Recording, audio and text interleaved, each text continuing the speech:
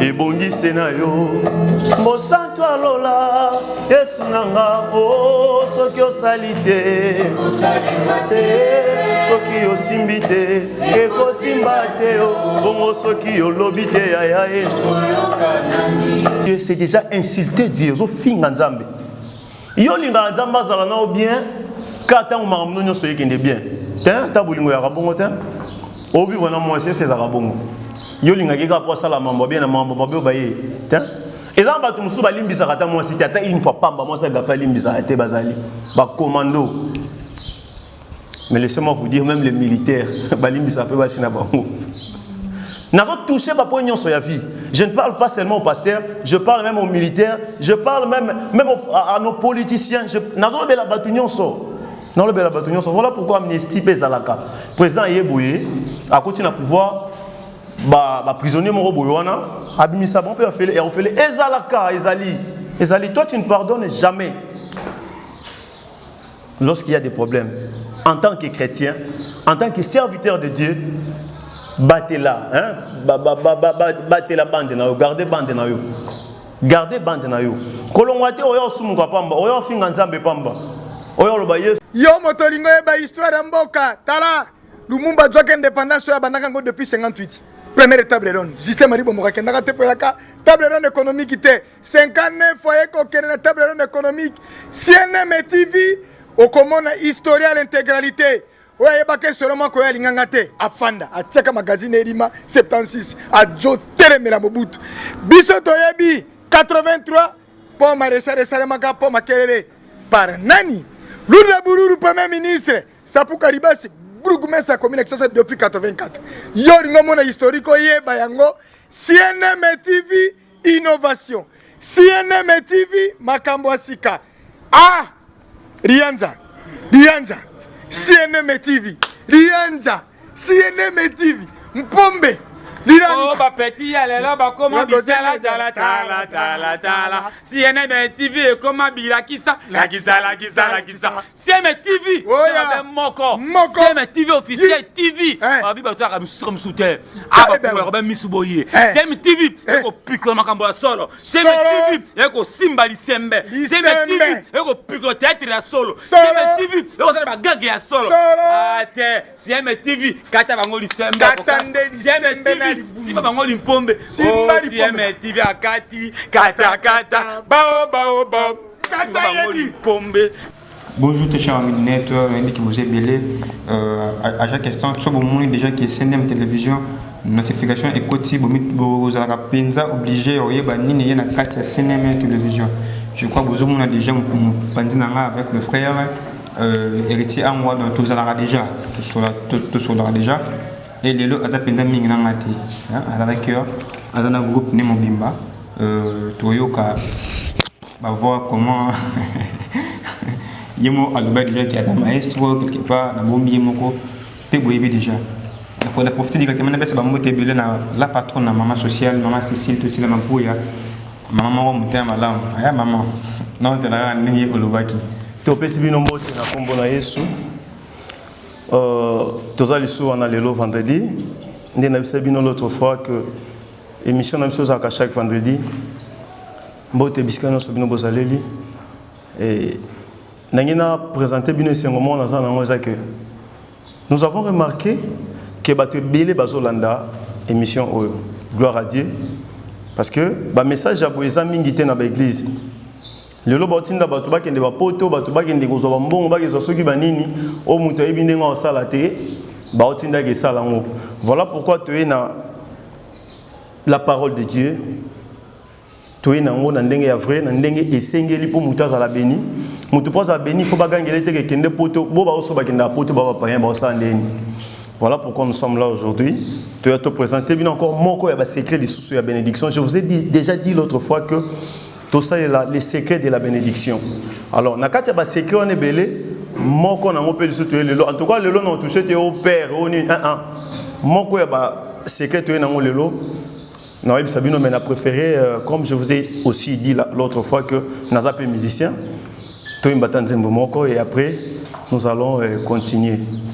En tout cas, yo ka biso na bokebi nyonso ezala nzembo ezala matea vous allez toujours être édifiés.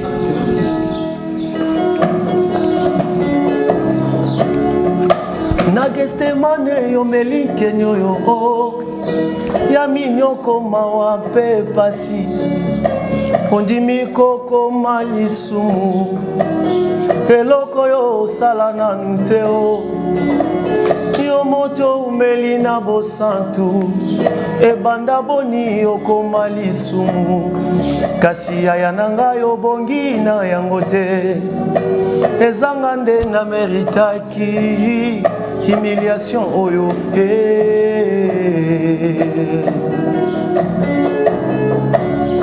ngai nakanisi nzele kulusu yango po nini bato ebele boyo basangeli moto se moko asali bango nini tala mosusu akamati soyi ya ebele na monoko na yeo asopi yango se na elongi oyo ya mwana na mpate oya mesana koseka oya mesana kolimbisaka kasi aya nanga yo bongi na yango teo ezanga nde na meritaki humiliation oyo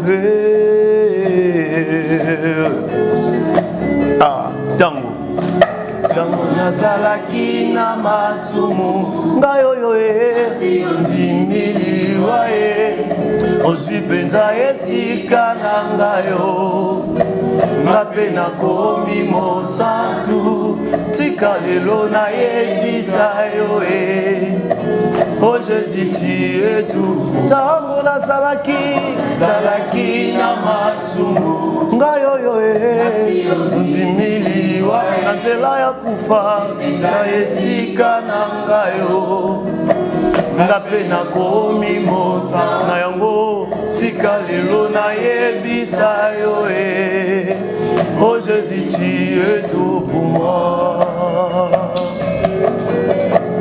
Alléluia, il est tout pour nous. Aza nyonso pona biso, aza penza nyonso pona biso. Alléluia. Bolingo nde elongoli yo nalola yango mpe ekitisi yo na se kaka bolingo enyokoli yo boye o et tu es mort au nom de l'amour yolongoli kazaka ya bokonzi olati elamba ya baumbu kasi bato oyo lingaki mingi bango nde babaluki babeti yo fimbo ekulusu kilo na mokongo yondimi etumbu ya liwa yaya nanga yo bongi na yango te ezanga nde na meritaki bafimbo yo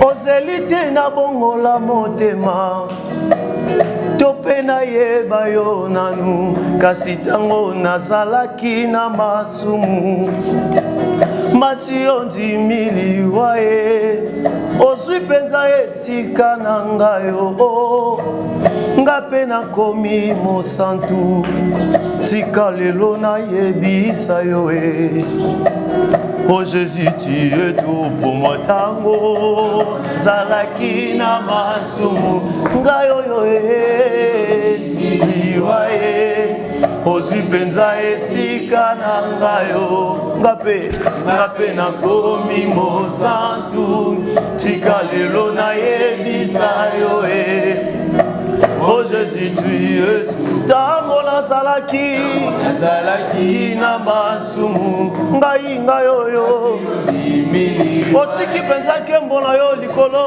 sikana ondimi kokoma moto alisumu na yango tika lelo nayebisa yo oh Jésus tu es tout pour moi. Oh Jésus, tu es tout pour moi. Oh Jésus, tu es tout pour moi. Na maboko no ya pembe, okitina poto poto Yesu. Oh Jésus, tu es tout pour moi. Ah, okomi pe mabe, okomi pe motema sumu Yesu. Oh Jésus, tu es tout pour moi. Nazalaki nanu nekobo Yesu tiki lola, okomi nanu muta mabe. Ah, Tout pour moi. otangisi makila na yo ya talo makila ya bonzambe, ponga na zwa bomo. Tu es tout pour moi. Ezosilisanga maloba, naloba nini Yesu, Yesu, Yesu, Jésus, tu es tout pour moi. Ah, Jésus, oh, nanu balinganga ya boyete. Ah, Jésus, Yesu, nanu ye. Papa nanga lingaka nga na yebi melokola Yesu te. Nanu balinganga boyete. Ata fiancé bébé nanga lobi alingaka nga na yebi melokola Yesu te. Famille nanga elingaka nga na yebi mingi. Me er moko pe baba yakanga yi nganga ya boye. Communauté nanga elingaka nga yi na yebi. Mais parfois petit porte baboko fungola ye. Nanu balinganga ya boyete. Na reconnaître yango nanu balinganga ya boyete. Na yoka nanga bachete mandenge na ndenge melokola Yesu te. Nanu balinganga ya boyete. Amen, amen, amen, amen. Alléluia. Alors, to lekina programme to nango lelo lisusu. To lobaki lelo to na moko ba secret ya bénédiction. Mais moko ba secret ya bénédiction lelo soutem nango eza l'adoration après l'orage. L'adoration après l'orage. Adoration d'abord eza otoyebi biso nyonso. Kokumisa Nzambe pour ce bienfait, koyebisa ye moko directement, ye moko ka Nzambe nde. Kopesa adoration ya bongi na ye, kokumisa ye, kotombola ye, ye sotika lola ya na seka nde toyembi.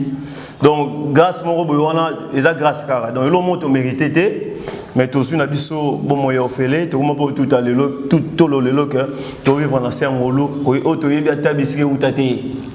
Nzambe moko boyo na fanda ne likolo.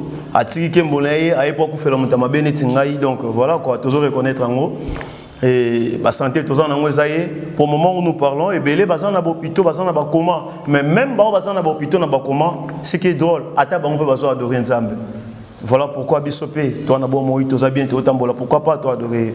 Et orage ezambonge na sepele na définition nango na dictionnaire na tangaki. L'orage est ça, ba complication moko, ba difficulté moko, ba perturbation moko yaka, mais c'est momentané.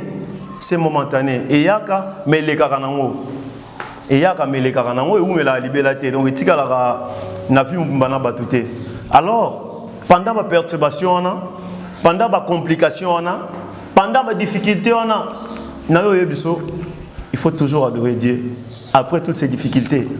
Mais j'aimerais que tout tanga ma commune ensemble tout tanga dans le livre de Job chapitre 1 à partir du 13e verset.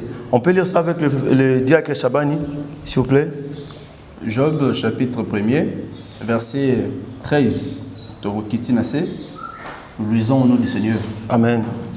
Un jour que le fils et les filles de Job mangeaient et buvaient du vin dans la maison de leur frère aîné, il arriva auprès de Job un messager qui dit: le bœuf labouré et les ânesses paissaient à côté d'eux.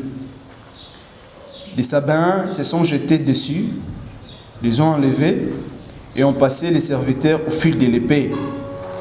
Et je me suis échappé moi seul pour t'en apporter la nouvelle.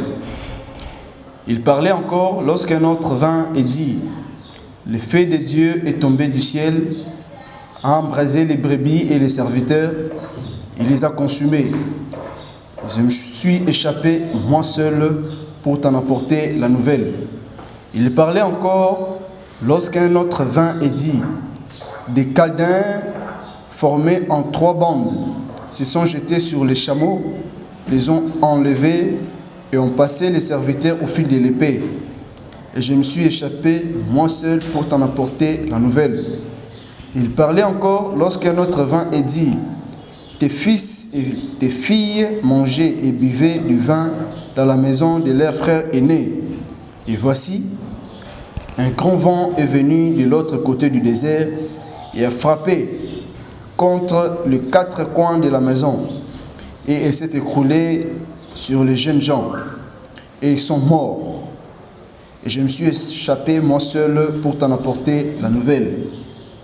Alors Job s'éleva, déchira son manteau et se rasa la tête.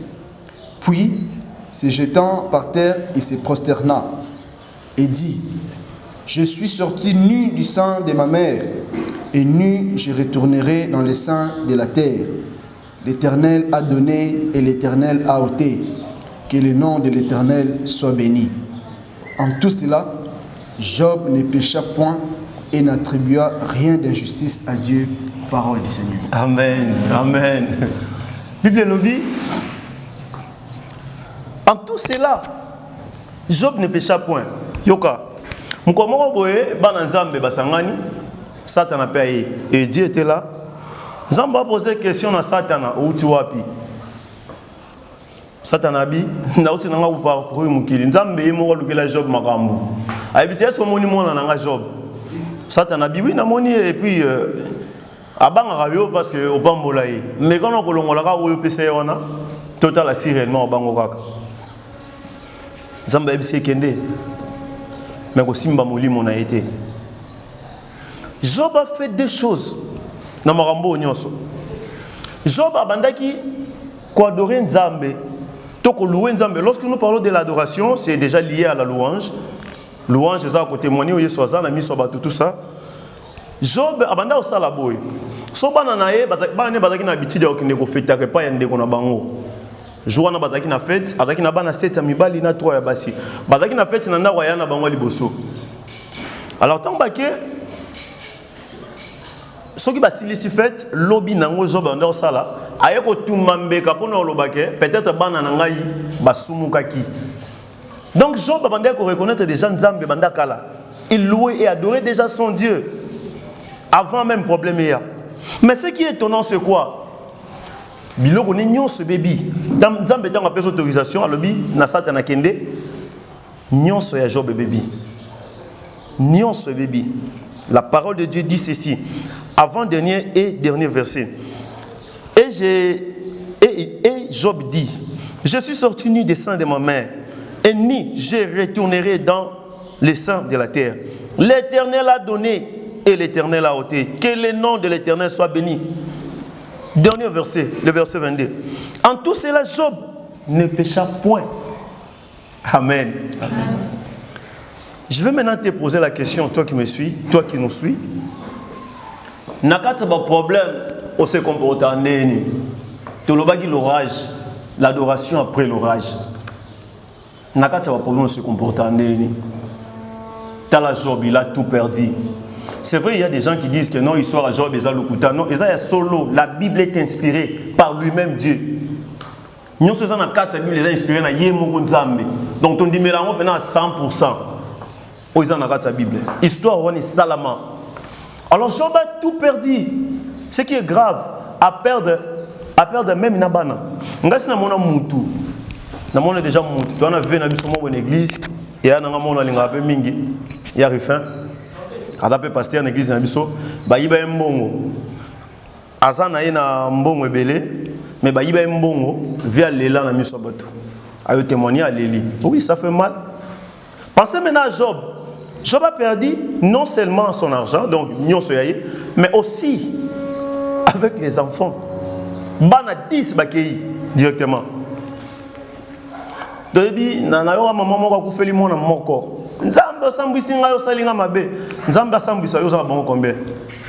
Voilà bango 5 moko akei, ça fait mal. Mon akei, oui c'est vrai, ça fait mal. Mais miso bazali. Kanisa sko douleur ya moko wana kaka. Siko Job a perdu bango nyonso mba moko. Ce qui est drôle, oy kamusa ngai, oy lekela ngai za ke Job a lo boboy. Na yaki ni, donc na yaki ne lokote. Donc na bota me maman nga botinga botenga na banate. Maman nga botenga na ona zaki na ngote. Ndebe na ozonga na bango côté. Na nyonso kumba Nzambe kumisama. Bible lobby, Job ne pécha point. Alors lorsque nous avons dit l'orage, l'adoration après l'orage, tant Tant que tu soulevé mon orage, parce que nous avons compris. Après, le problème, même le pasteur va payer un waka. Pasteur dans une église, c'est évoluer aux autres bien. Il y a attaqué le pasteur, en tout cas, désolé. Dans une église, ils ont évolué bien. Après, bandimi ba mo kima. Ils ont pasteur ba ina simba ba kisi tika na yo musala za yo te musala nzambe. Ko sunga no nzambe te. Mu pepende ye. En église, frère moko akati ya kimi na bandimi ya sa l'église, c'est pas grave. Oya salu za oya obuka. Yo continue toujours. Non ça la nzambe na ndenge yo yebeli na ndenge yo lingela kae, na ndenge yo salela kae. L'orage koya. Bambonge yaka na ba famille. Yaya na leki basola kasute. Bo lexa ya pamba. Au moins, on peut prier ensemble dans la famille avant bolala. Mais nous allons coopérer. Et ça m'a baisé yaki. Au contraire, pendant qu'il y a des problèmes, c'est un bon moment pour adorer Dieu. L'un de mes pasteurs me dit toujours, lorsque vous sentez que vous êtes béni, il faut adorer Dieu. Et même lorsque vous n'êtes pas béni, dans les bons ou dans les mauvais, il faut toujours adorer Dieu. Il faut toujours adorer Dieu. Il faut toujours reconnaître ses bienfaits. Alors combien on laissait même l'œuvre de Dieu à cause d'un manque de moyens, à cause d'un bilo on est bébaki mbon on est bungaki boy bébaki combien? Moi j'ai déjà vu un pasteur à Sili qui n'anzela à terre dans l'église en mission mais la monnaie n'anzela à fin à recevoir imbécile ce que veut bingai non monter ma place dans une ami nobel oh ça pasteur ba memie na moto à son ce qu'on a recevoir boy va recevoir mbon on a biso bazara na nji mbon on a rolo bango ati donc recevoir à pesa et logo wana siko.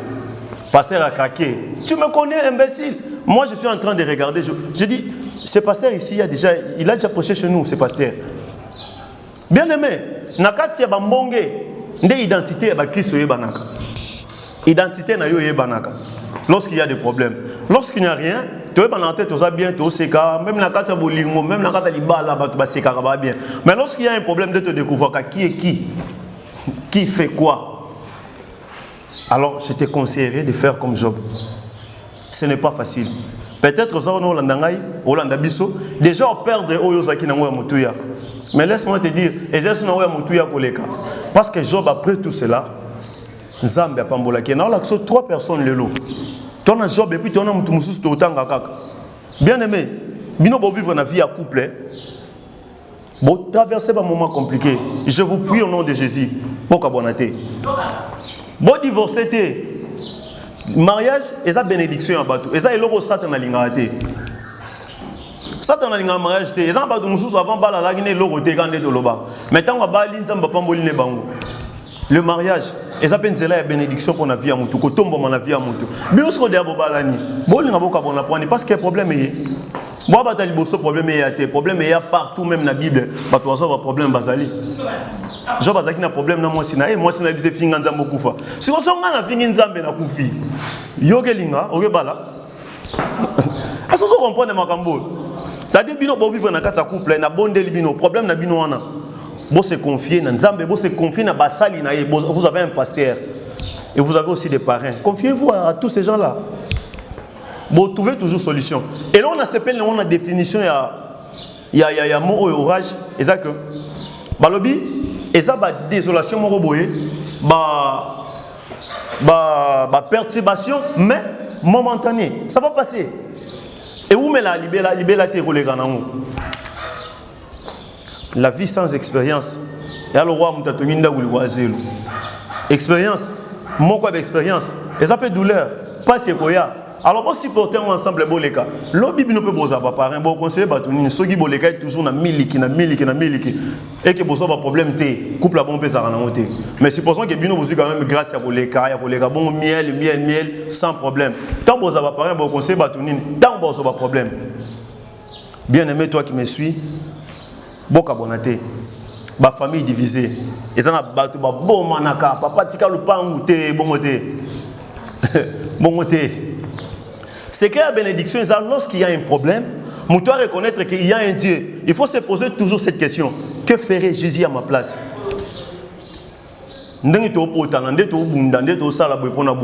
Si c'était Jésus,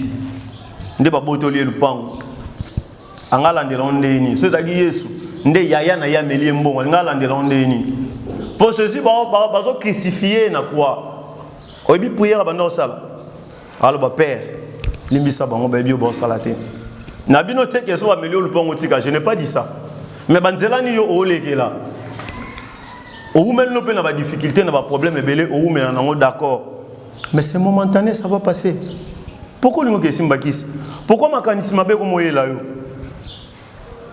Tika biloko wana so za mo Christ c'est confier dans Nzambe. Ceux qui vont sambela te na yebiso, so ba problème est là peut-être parce que tu n'as pas Jésus. Crois seulement notre Seigneur Jésus-Christ de Nazareth. Ozabo moy so ko ndimela no Yesu te yeba ke vino vivre le roi soso donc mutu mo boko la basoso na e mukolo ka tanga la muka yinzala abito bo masoso ba bo moko bongo ya moni batu bakufaka sans accident et lo mote o ndekola la ki ala mugite et ça normal ndimela Yesu yo mutu olanda ngai o bénéficier na ba o nyonso to tanga a moko ba secret bénédiction et ça même lorsqu'il y a un problème on se confie toujours dans Nzambe o tikala toujours dans Nzambe bénédiction koya. Vous savez, après tout, Job a bénéficié de Belé.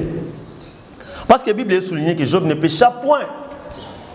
Ça dit Job a bénéficié de qui? A bénéficié de qui? Bénédiction est à qui? Nous croyons à la Bible et nous croyons aussi à Jésus. Il a été béni. Donc je vous conseillerais, même Makambo Moussala, au père de Moussala, ce n'est pas la fin du monde. Et ça, on va perdre Moussala. Azana musalate mais en fout elanda ko ole sabana nae bazali ozam tali bosote balongoli boulot oza innocent d'ailleurs tel que tu es là tu es innocent mais ça na ba trouver ba yelo ba proposition que moi le monde lu que le problème wana boagela embaso kufa ko sala ngote au moni bo maison bo koko tate se confier dans Nzambe confie-toi en Dieu passer un moment compliqué oui ça va passer un moment il y a des difficultés belé complication, ça va passer. Complication, c'est éternelle la vie à Moutouté. Même la Bible souligne les ténèbres ne régneront jamais, jamais. Et où met la liberté? Ténèbres où met la liberté dans la vie? Ça va passer seulement au kokande pour gérer tant en côté. La difficulté est à ka na ibisio.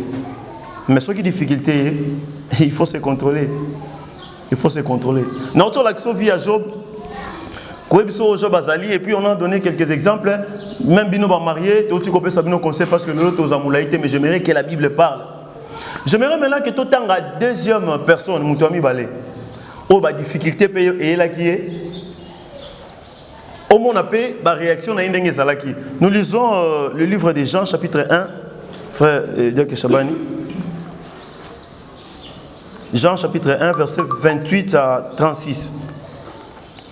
Verset 28 à 36. Jean chapitre 1er, verset 28. 28 à 36. Yoka Marambo. Nous lisons au nom du Seigneur. Amen. Ces choses se passèrent à Béthanie, au-delà du Jourdain, où Jean baptisait. Le lendemain, il vit Jésus venant à lui et il dit: voici l'agneau de Dieu qui ôte le péché du monde. C'est celui dont j'ai dit: après moi vient un homme qui m'a précédé, car il était avant moi. Je ne le connaissais pas, mais c'est enfin qu'il soit manifesté à Israël que je suis venu baptiser d'eau. Jean rendit témoignage: j'ai vu l'Esprit descendre du ciel comme une colombe et s'arrêter sur lui. Je ne le connaissais pas, mais celui qui m'a envoyé baptiser d'eau, celui-là m'a dit: celui sur qui tu verras l'Esprit descendre et s'arrêter, c'est celui qui baptise du Saint-Esprit. Et j'ai vu et j'ai rendu témoignage qu'il est le Fils de Dieu. Le lendemain, Jean était encore là avec 2 de ses disciples. Et ayant regardé Jésus qui passait, il dit: voilà l'agneau de Dieu. Amen. Amen. Amen. En tout cas, j'aime la Bible. La Bible, c'est le baboui. On a avec Jean, Maramounio se vend bien, on est dans le désert, on va poser des questions, qui est-tu, aux anani, aux amessiers, le binaza messité. Messia Koya, Jean a témoigné. Jean a témoigné pour nous sur le Bible. Voici l'agneau de Dieu qui ôte le péché du monde. Azo reconnaître Jésus. Azo louer. On a un problème et était.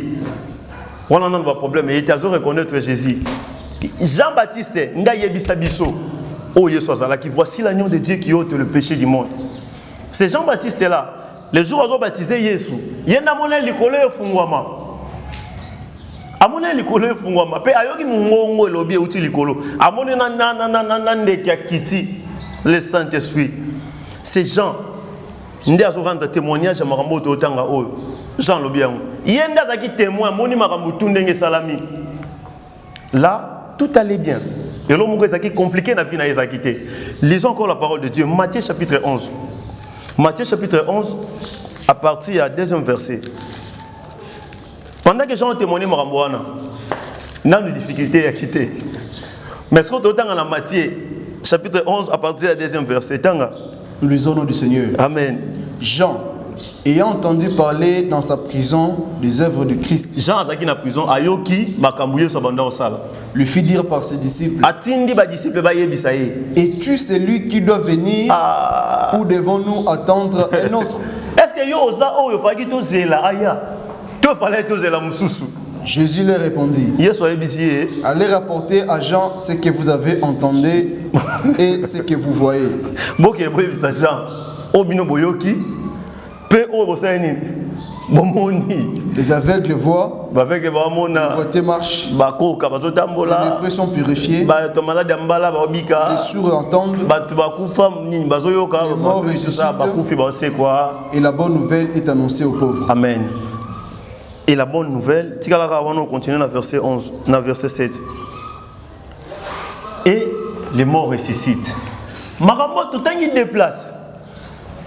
Dans la vie à Job, vous avez vu ce que Job avait fait. Et nous avons aussi la vie des... Nous avons vu aussi la vie de Jean-Baptiste.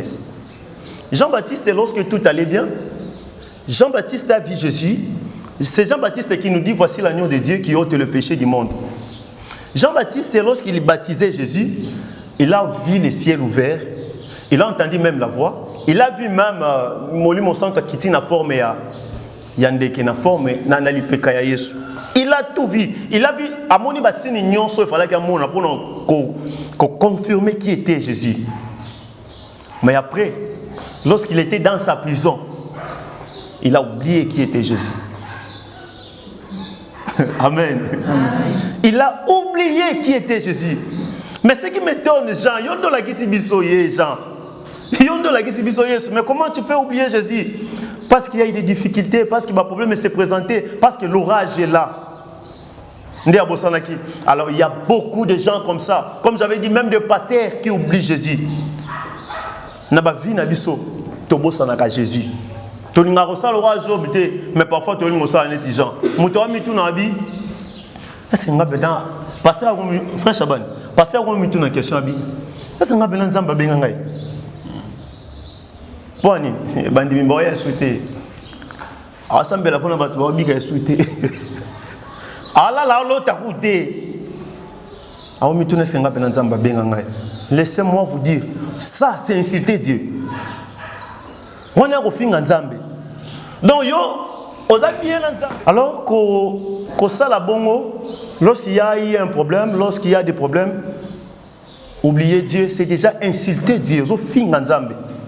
Yo linga nzamba zala na bien kata ngamamu nyo so yekende bien ta tabulingo ya rabongo ta obi wana mo c'est za rabongo yo linga ke ka po sala mambo bien na mambo babio baye ta ezamba tu musu balimbisa kata mo siti ata une fois pamba mo sa gafa limbisa ate bazali ba commando. Mais laissez-moi vous dire, même les militaires balimbisa pe basina bango n'a pas touché ma poignée sur la vie. Je ne parle pas seulement aux pasteurs, je parle même aux militaires, je parle même à nos politiciens. N'a pas la bataillon so. Non le bel bataillon so. Voilà pourquoi Amnesty Pezalaka. Président Yebouye a continué à pouvoir prisonnier mon boyona abimisa bon peut faire et faire Ezalaka Ezali toi tu ne pardonnes jamais. Lorsqu'il y a des problèmes en tant que chrétien, en tant que serviteur de Dieu, battez la, hein? Battez la bande na yo, gardez bande na yo. Gardez bande na yo. Kolongwate oyo sumuka pamba, oyo finga nzambe pamba. Oyo loba Yesu yende nani. Et pourtant yondo banda te ya biso Yesu ndeka to ngona ba misusu, alaki soki nani après apengwi na ye. Yesu yende nani? Yesu yende nani? Yesu azan nzambe. Oyo tika lola ya apa pona ngana yo. Yeba mona pasi. Mais ye awanga na te we yola ki. Tanga moni douleur bandoya aki papa est-ce que l'on la passe yoté.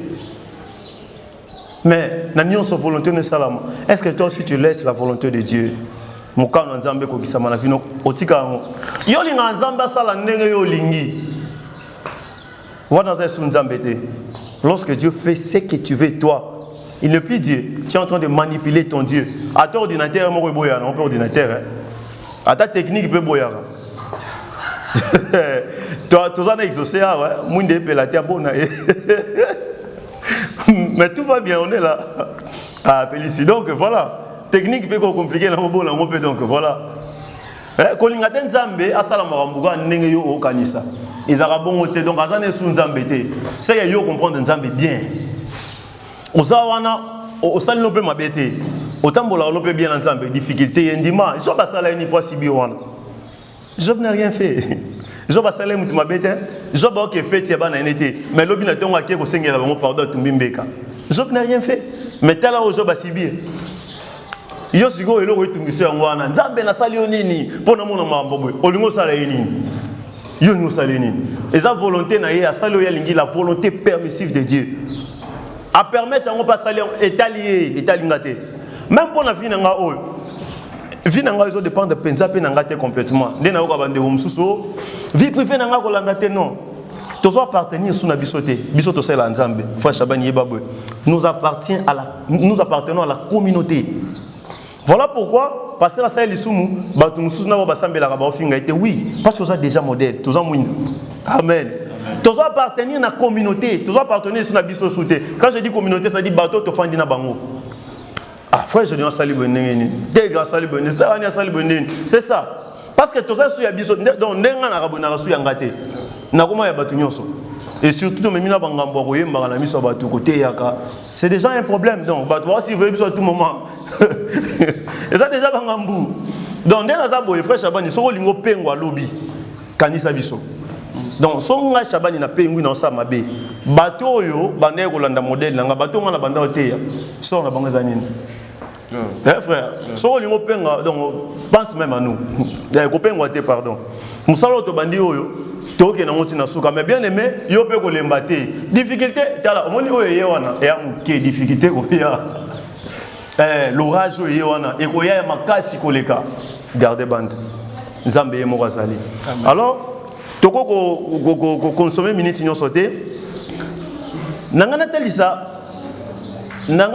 bolingo nzambe na Yesu. La Bible dit ceci, Hébreux chapitre 6 verset 10 kotanga te lobi boy. Car Dieu n'est pas injuste pour oublier votre travail, l'amour que vous avez montré pour son nom. Dieu nzamba futa mutu nyonso abosanaka misala ya mutu te nangina la soki nzamba bosana musala mutu te nzamba bosana musala mutu te to continue na Matthieu chapitre 11 wana kaka continue à partir verset 7 yoko mambuyo so loba comme il s'en allait le Bible loba comme il s'en allait Jésus s'est mis à dire à la foule au sujet des gens. Place to tanga yango. Jean bibo tout na yeso ka sa o fala gaya to fallait to ya mususu. Sur tant yeso répondre bango bongo, maintenant il continue. Qu'êtes-vous allé voir au désert? Yeso lo ba sujet à Jean auto na sko bato na bogenda lo gani na désert. Un roseau agité par le vent. Mais qu'êtes-vous allé voir? Bokende ko luganini. Po Jean abanda ote ya na désert. Exact. Siko bato balata bilamba ba ko bazaki kuna. Bono ke lugani na désert bolanda yi. Un homme vêtu d'habits précieux. Mutalati bilamba bien. Voici ceux qui portent les habits précieux sont dans les maisons des rois. Tala o balata bilamba kitoko bana ba maison ba roi. Qu'êtes-vous donc allé voir? Bokenda ni ko sa ni na désert. Un prophète. Prophète? Oui. Oui, vous dis-je, et plus qu'un prophète. Parce qu'il y a plus qu'un prophète. Car c'est celui dont il est écrit. Voici, j'envoie mon messager devant ta face pour préparer ton chemin devant moi. Je vous l'ai dit en vérité. Parmi ceux qui sont nés de femmes, il n'en a point paru de plus grand que Jean-Baptiste. Amen. Amen. Est-ce qu'on peut acclamer la parole de Dieu pour la parole de Dieu? Yes, on le baboué. Jean, place tout le temps, Jean outi ko wanga na ye botu na ye soki eza ye Yesu après avoir répondre ba yekoli ya Jean bakei akomi koyebisa foule na sujet ya Jean abi pomoni Jean wana na o nyonso abotami na mwasi oza plus grand que ya sate au moment où Jean outi ko wanga na ye c'est nazo lien on a verset zoloba car Dieu n'oublie jamais. Dieu n'est pas injuste pour oublier notre travail. Tu vois? Donc, il faut qu'on s'aille l'ensemble. Na kati ba difficulté, nzamba ko se rappeler na Jean wanga nié. Mais nzamba se rappeler na nzamba ba bisa biso lobi na ba onyoso ba botami na mwasi. O yaza plus grand que Jean. Azate soko continuer texona yo za nda ko landanga soko continuer ngo. Au mona ke Yesu lobi belé koleka oyo pona Jean. Alobi ba loi na ba prophète nyonso ba yo prophétiser jusqu'à Jean. Donc Zamba pesa ke honneur mosusu malgré Jean wangana ki yoka l'infidélité de l'homme ne peut pas changer la fidélité de Dieu. Dieu est toujours fidèle. Alors pendant ceux qui ça pendant que nous ceux qui ça nangina biso boy. To ça la lokola Paul na Silas. Lorsqu'il y a un problème, bakangi Paul na Silas batie bango na prison.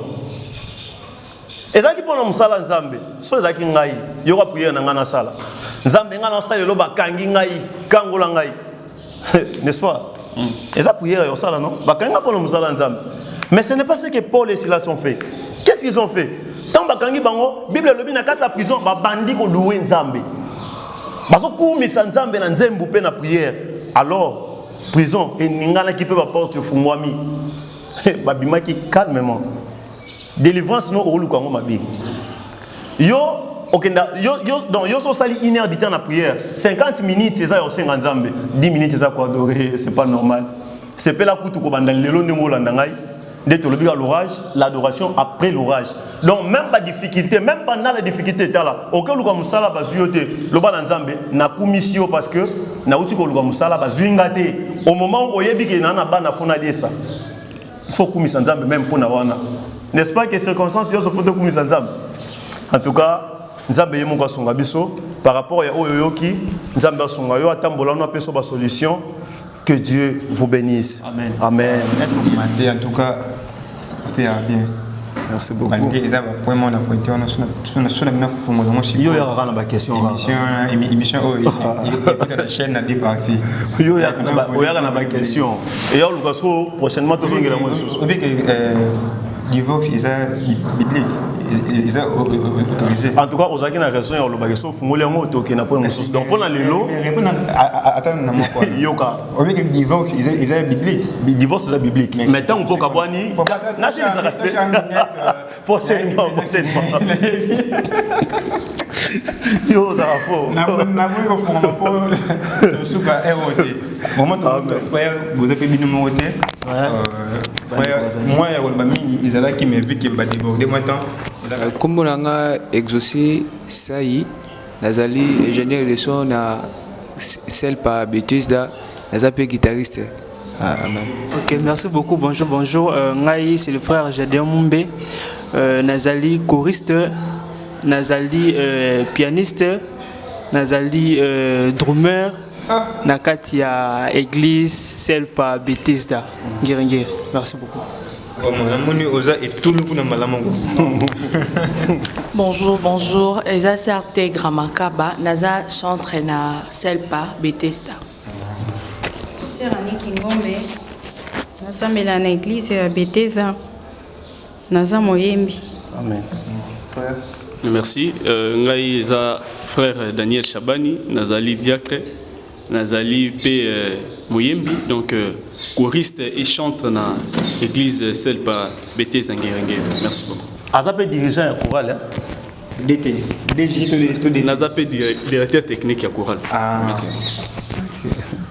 Vraiment, mon ibna qui est presque na souka et non ça bon côté malgré tout le matin.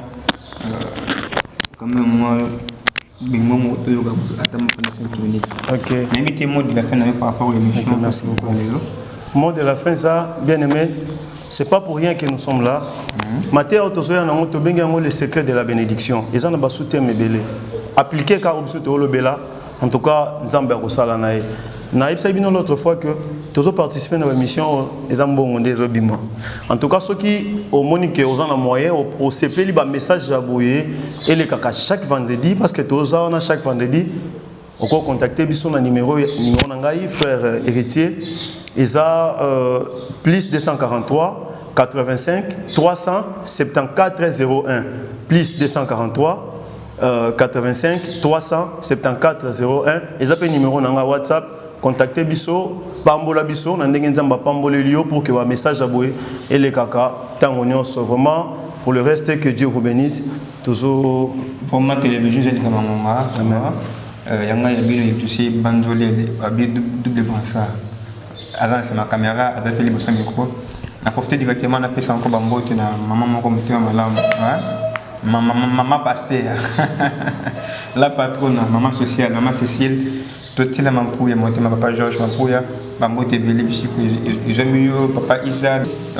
Joyce et pour nga travailler union sur CNM télévision bambote mingi bisika ils ont mis en tout cas vous santé pour s'abonner partager l'émission aussi attends je suis il est malade mon to côté ba pena okabana baninga nzambe akozanga na kopambola tozo mbabolinga nzambe to nangaki na yoka pasi soki na pesa ki mbote te na papa na ngai révérend Wilon Jamakunda le pasteur de cette église et je salue aussi mon père biologique papa Konga na maman Bibi ya Konga. Je salue mon père encore, Berger Guilain, pasteur Michel, papa Ngandou, pasteur Rifin. Donc, ban agnon sur la bêtise de la selle Pangiringiri, Mbote Belé, puis la selle Pagnon. Voilà, on y va.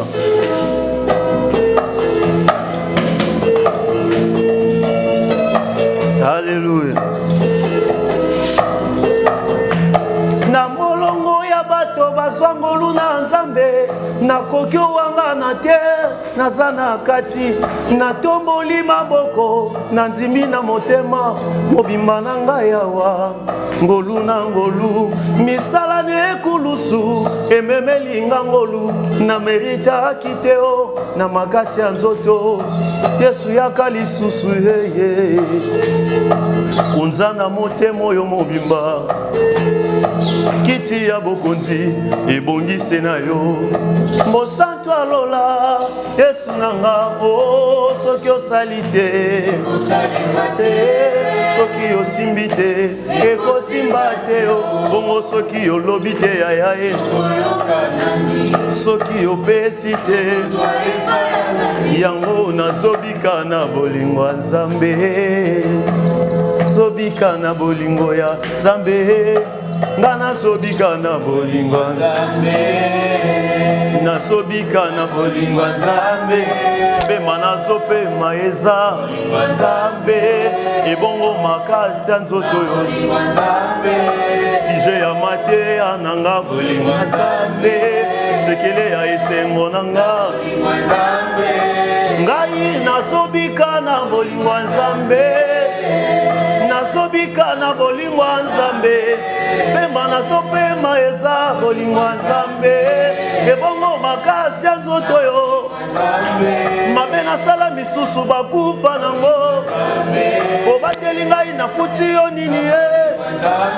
masumu nasala misusu bakufa nango obateli ngai nafuti yo nini ye basili kokufa naleki na nini ye tikanga na yemba bolingo ya Nzambe topesi bino mbote na kombo na Yesu. Merci, merci, merci, merci. Acclamons le roi des rois. Yo motolingo eba histoire ya mboka tala Lumumba zwaka indépendance ya bandaka ngo depuis 58.